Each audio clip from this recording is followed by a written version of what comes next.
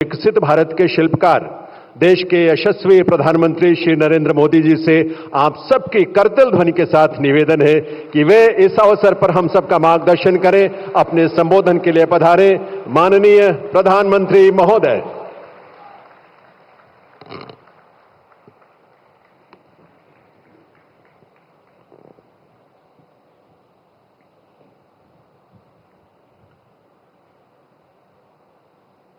कार्यक्रम में उपस्थित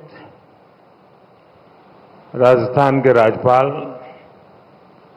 श्री हरुभाऊ कृष्णराव बागड़े जी, राजस्थान के लोकप्रिय मुख्यमंत्री श्री भजनलाल शर्मा, जस्टिस श्री संजीव खन्ना जी, देश के कानून मंत्री श्री अर्जुन राम मेघवाल जी, राजस्थान हाईकोर्ट के चीफ जस्टिस श्री मनिंदर मोहन श्रीवास्तव जी, अन्य सभी ऑनरेबल जजेस, न्याय जगत के सभी महानुभाव, उपस्थित देवी और सज्जनों, सबसे पहले तो मैं आप सबकी क्षमा चाहता हूं क्योंकि मुझे यहां पहुंचने में 10 मिनट करीब मैं लेट हो गया था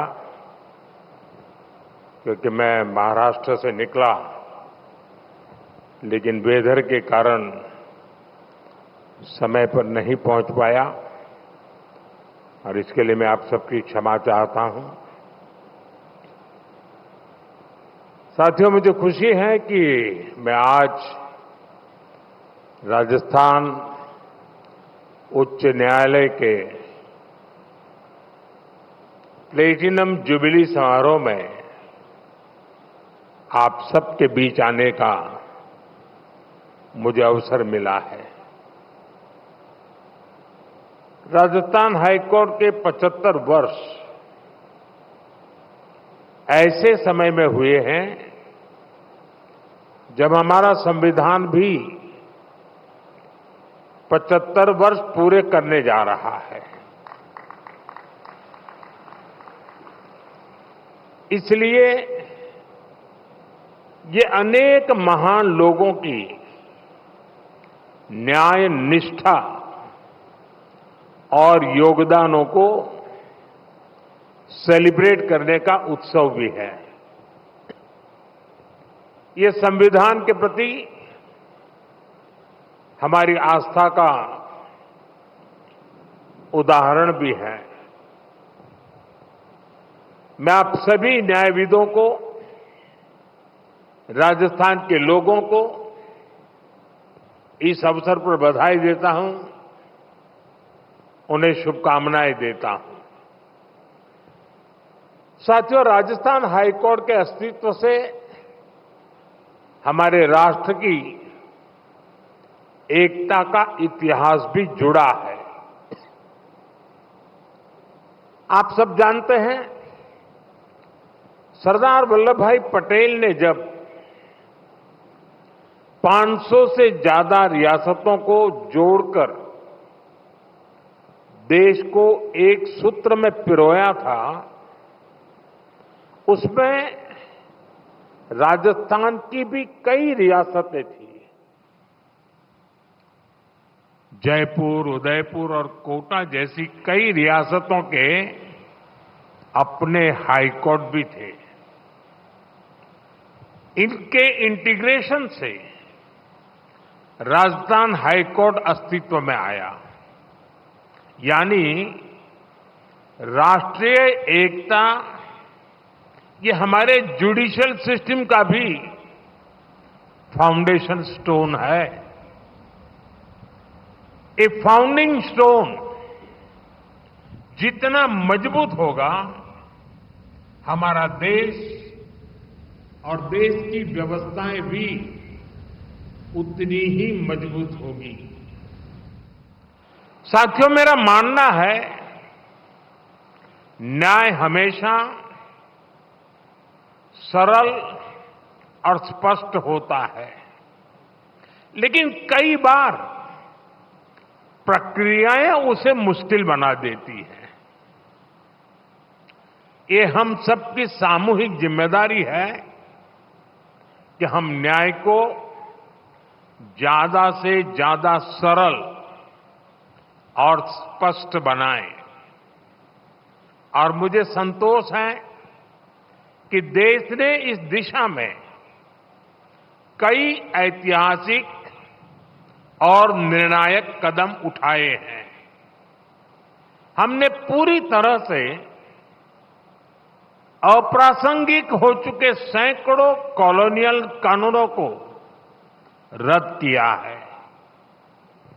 आजादी के इतने दशक बाद गुलामी की मानसिकता से उभरते हुए देश ने इंडियन पिनल कोड की जगह भारतीय न्याय संहिता को एडॉप्ट किया है।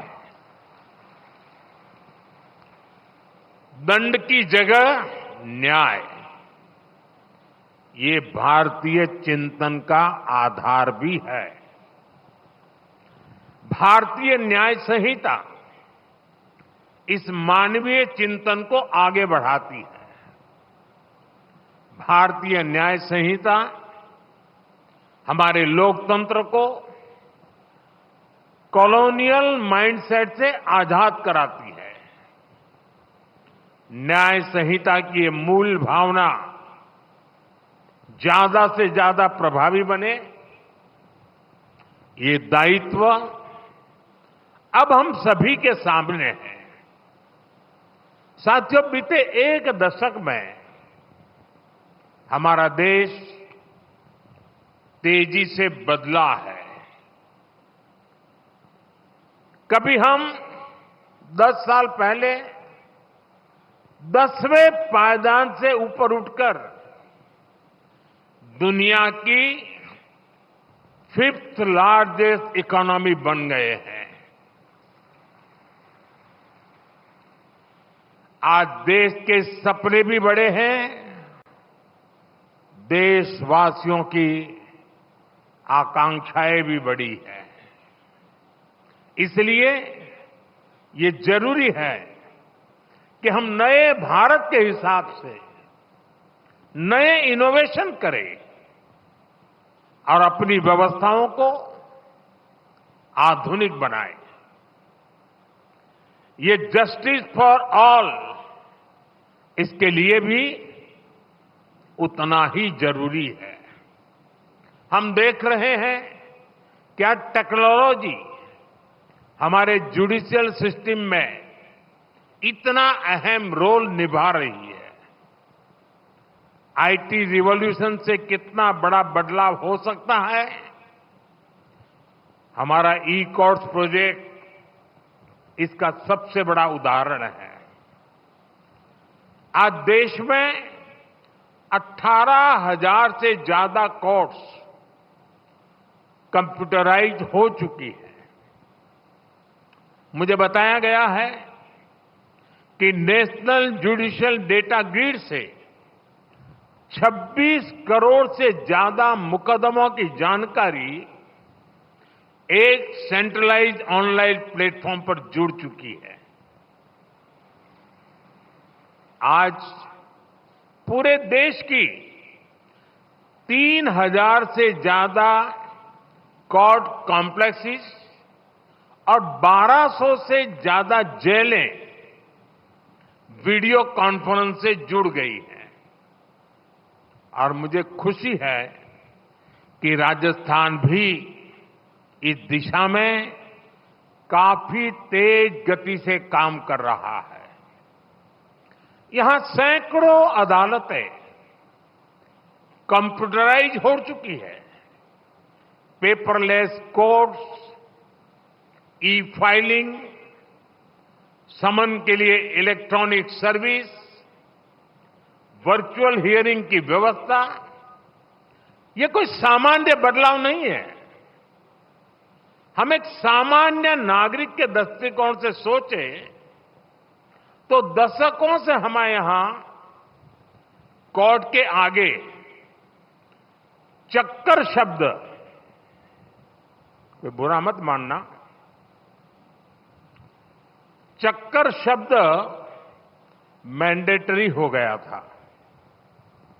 कोर्ट का चक्कर, मुकदमे का चक्कर, यानी एक ऐसा चक्कर जिसमें फंस गए तो कब निकलेंगे कुछ पता नहीं।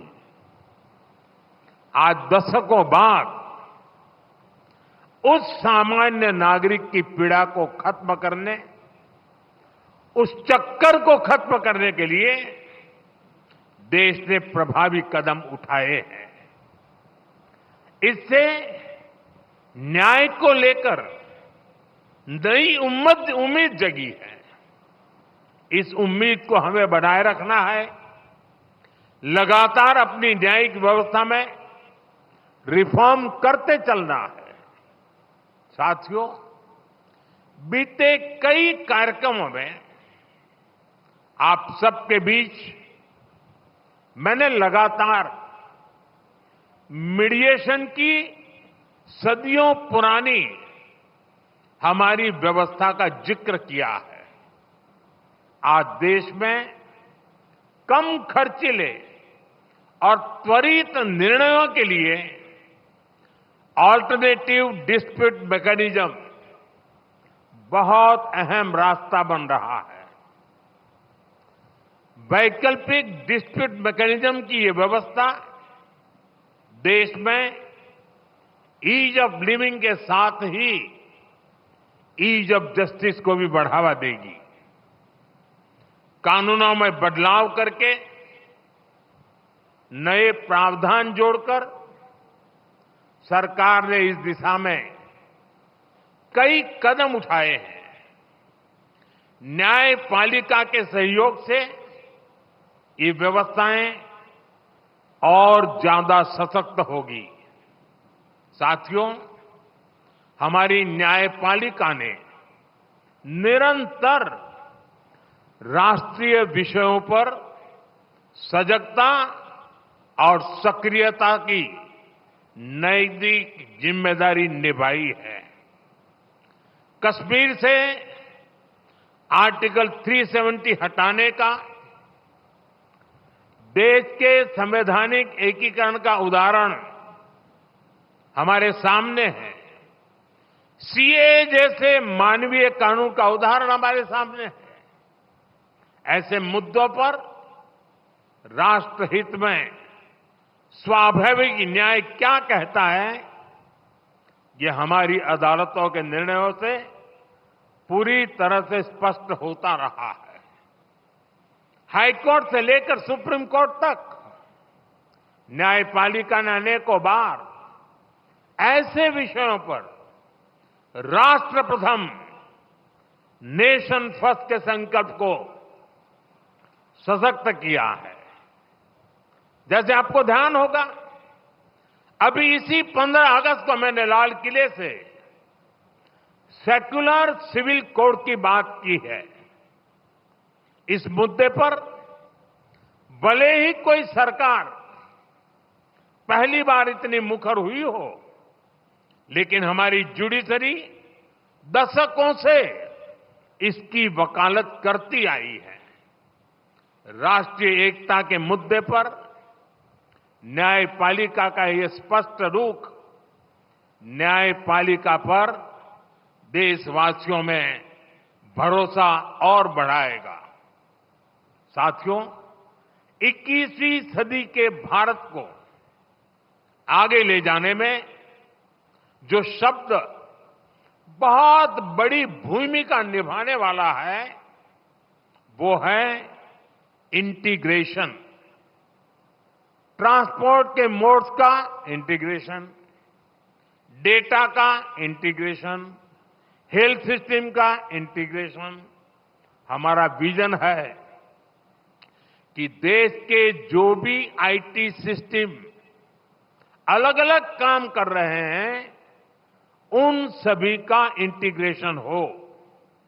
Police, forensics, process service mechanism, और सुप्रीम कोर्ट से लेकर जिला अदालतों तक सभी एक साथ जुड़कर काम करें। आज राजस्थान की सभी डिस्ट्रिक्ट कोर्ट्स में इस इंटीग्रेशन प्रोजेक्ट की शुरुआत हुई है। मैं आप सभी को इस प्रोजेक्ट की सफलता के लिए शुभकामनाएं देता हूं। साथियों, टेक्नोलॉजी का इस्तेमाल आज के भारत में गरीब के सशक्तिकरण का ट्राइड एंड टेस्टेड फॉर्मूला बन रहा है। पिछले 10 वर्षों में इसे लेकर कई ग्लोबल एजेंसीज और संस्थाओं ने भारत की भरपूर तारीफ की है। डीबीटी से लेकर यूपीआई तक कई क्षेत्रों में भारत का काम एक ग्लोबल मॉडल बनकर उभरा है। अपने उसी अनुभव को हमें जस्टिस सिस्टम में भी इंप्लीमेंट करना है। इस दिशा में टेक्नोलॉजी और अपनी भाषा में लीगल डॉक्यूमेंट्स का एक्सेस, ये गरीब के सशक्तिकरण का सबसे प्रभावी माध्यम बनेगा। सरकार इसके लिए दिशा नाम के इनोवेटिव सॉल्यूशन को भी बढ़ावा दे रही है। हमारे लॉ स्टूडेंट्स और अन्य लीगल एक्सपर्ट्स इस अभियान में हमारी मदद कर सकते हैं। इसके अलावा देश में स्थानीय भाषाओं में लीगल डॉक्यूमेंट्स और जजमेंट्स लोगों को मिल सके, इसके लिए भी काम होने हैं। हमारे सुप्रीम कोर्ट ने इसकी शुरुआत की है। सुप्रीम कोर्ट के मार्गदर्शन में एक सॉफ्टवेयर बना है जिसे जुडिशियल डॉक्यूमेंट्स 18 भाषाओं में ट्रांसलेट हो सकते हैं। मैं ऐसे सभी प्रयासों के लिए हमारी जुडिशरी की भी सराहना करता हूं। साथियों, मुझे विश्वास है हमारी कोर्ट्स ईज ऑफ जस्टिस को इसी तरह सर्वोच्च प्राथमिकता देती रहेगी। हम जिस विकसित भारत का स्वप्न लेकर आगे बढ़ रहे हैं, उसमें हर किसी के लिए सरल, सुलभ और सहज न्याय की गारंटी हो, ये बहुत जरूरी है। इसी आशा के साथ आप सभी को एक बार फिर राजस्थान हाईकोर्ट की प्लेटिनम जुबली की मैं हार्दिक बधाई देता हूं, अनेक अनेक शुभकामनाएं देता हूं। बहुत बहुत धन्यवाद। बहुत बहुत आभार माननीय प्रधानमंत्री महोदय का।